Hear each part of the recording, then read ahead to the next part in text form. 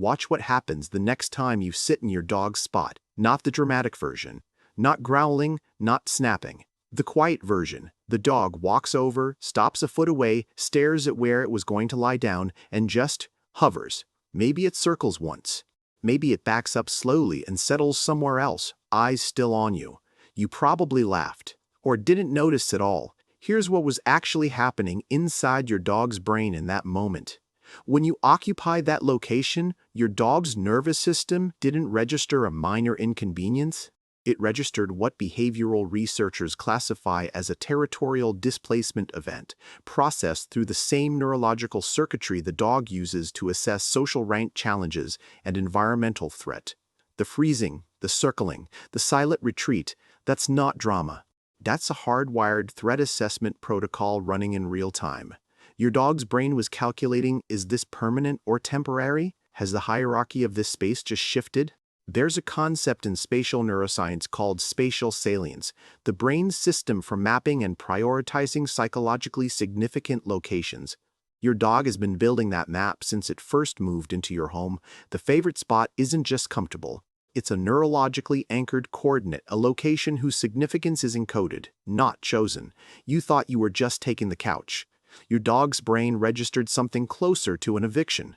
Most owners read this moment one of two ways. The first, the dog is being possessive, spoiled, territorial in a way that needs mild correction. Some owners even apply the resource guarding label, as if the dog is treating the armchair the way it would treat a stolen bone. The second, it's cute, personality. The dog just loves its spot. Both interpretations miss what's actually happening.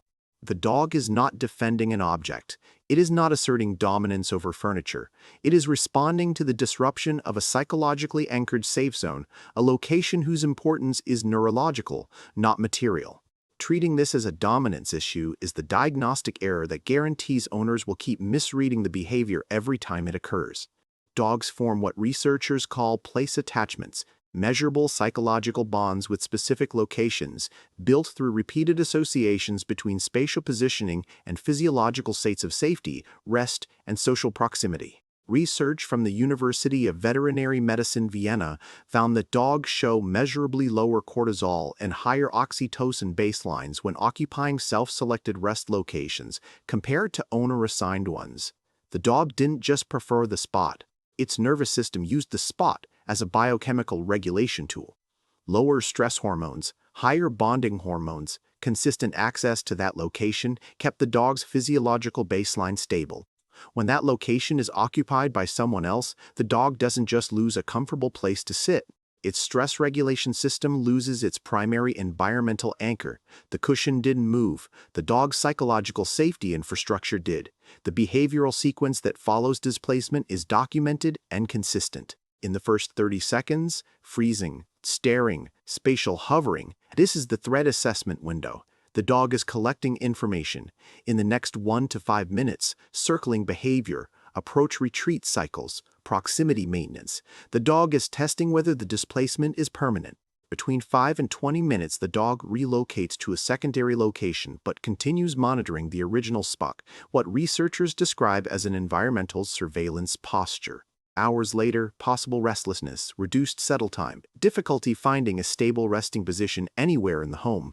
Resende and colleagues documented this kind of place preference disruption in companion animals in 2016, finding that spatial displacement consistently produced elevated arousal markers well beyond the displacement event itself.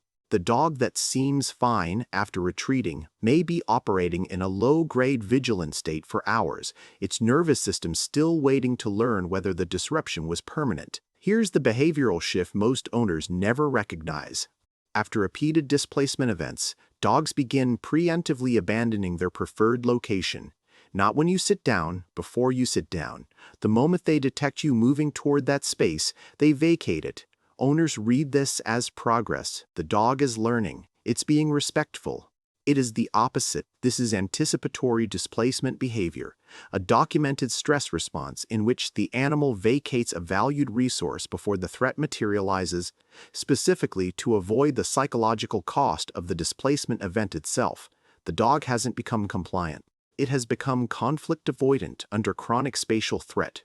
It has learned that the space is not reliably its own, and it's now managing that uncertainty by withdrawing first. There is a clinical distinction between a dog with stable spatial security and one experiencing chronic displacement disruption, and it shows up in the body. A spatially secure dog settles rapidly in its self-selected location, shows fast stress recovery after disturbances, and maintains a consistent behavioral baseline across the day. A dog experiencing chronic spatial disruption cycles through locations without settling, orients frequently toward the owner even while resting, and shows hypervigilance in its resting posture. Veterinary sleep research has documented that spatially insecure dogs spend measurably less time in slow-wave restorative sleep phases. The dog isn't just losing a spot, it is losing the neurological recovery time that spot was providing. The conditioning mechanism works like this. Every time an owner occupies the dog's preferred location, it reinforces a spatial hierarchy update. The dog's brain encodes, "This location is not reliably mine." Over repeated exposures, the location loses its regulatory function entirely because the dog's nervous system cannot maintain a stable safety association with an unpredictably occupied zone. This is classical conditioning operating on place attachment. The spot that once lowered cortisol now triggers a cortisol response because it has become associated with displacement events rather than rest states. The safe location became a source of stress. That is the complete inversion of its original neurological function. The advice that accelerates this damage is still common in mainstream dog training. Don't let your dog claim specific spots because it reinforces dominance. This advice is based on a behavioral framework, the dominance hierarchy model. The modern animal behavioral science has comprehensively retired. Dogs do not claim spatial locations to assert hierarchical control. They claim them because specific locations have accumulated neurological safety value through repeated positive physiological association. Denying a dog access to its self-selected regulation zone in the name of dominance prevention is not a behavioral intervention. It is the systematic dismantling of the dog's primary stress management infrastructure, justified by a model that the field no longer supports. The physiological cost is measurable. Dogs experiencing chronic spatial insecurity show elevated baseline cortisol, disrupted circadian rest patterns, and reduced heart rate variability, a key indicator of stress resilience in both humans and animals. Veterinary behavioral medicine research documents correlations between inadequate access to self-selected rest locations and increased noise sensitivity, lower distress thresholds, and in senior dogs, accelerated cognitive aging markers. Research published in Applied Animal Behavior Science on home range fidelity in companion dogs found that dogs denied consistent access to self-selected rest zones show elevated baseline arousal and increased owner proximity dependence. The dog begins using the owner's physical body as its regulation anchor, producing the clingy, unsettled behavioral profile owners frequently attribute to separation anxiety. The cost doesn't announce itself, it accumulates silently in the nervous system across months and years. The solution is not complicated, but it requires a shift in how owners conceptualize the dog's spatial needs. 3 components. First, anchored zone assignment. Identify at least 2 locations in the home where your dog has demonstrated voluntary, repeated preference for rest and establish a consistent pattern of owner non-occupation of those zones.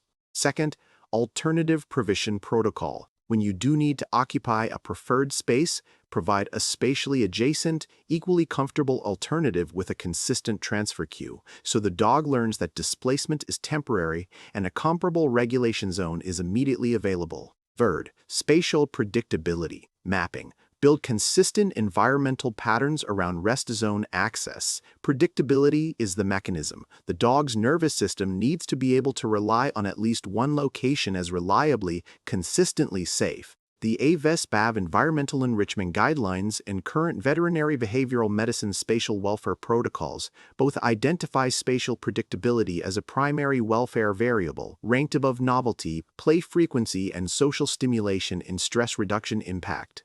The goal is not to surrender all furniture. It is to ensure that your dog's nervous system has one location it can use as a neurological regulation anchor without interruption. The favorite spot was never about the cushion. It was never about the sunlight angle or the view from the window or the softness of the fabric. It was about predictability, the one location in an environment full of human decisions the dog didn't control, where its nervous system had learned it could reliably downregulate. One coordinate on its internal map marked safe, stable, mind. When you take that spot, you are not rearranging furniture. You are removing the one variable in your dog's environment that it had successfully mapped as stable. For a nervous system that cannot negotiate, cannot ask, cannot understand your intent, that is not a small disruption. It may be the largest thing in the room.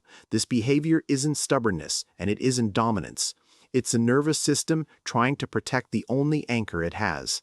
Where is your dog's favorite spot, and what does it actually do when you sit there? Drop it in the comments. The specific behavior, the hovering, the circling, the quiet retreat, because what you describe will tell you more about your dog's spatial psychology than almost anything else. Next video, what happens inside your dog's brain when its home environment changes suddenly? A move, a renovation, a new piece of furniture. The spatial psychology goes deeper than most owners realize.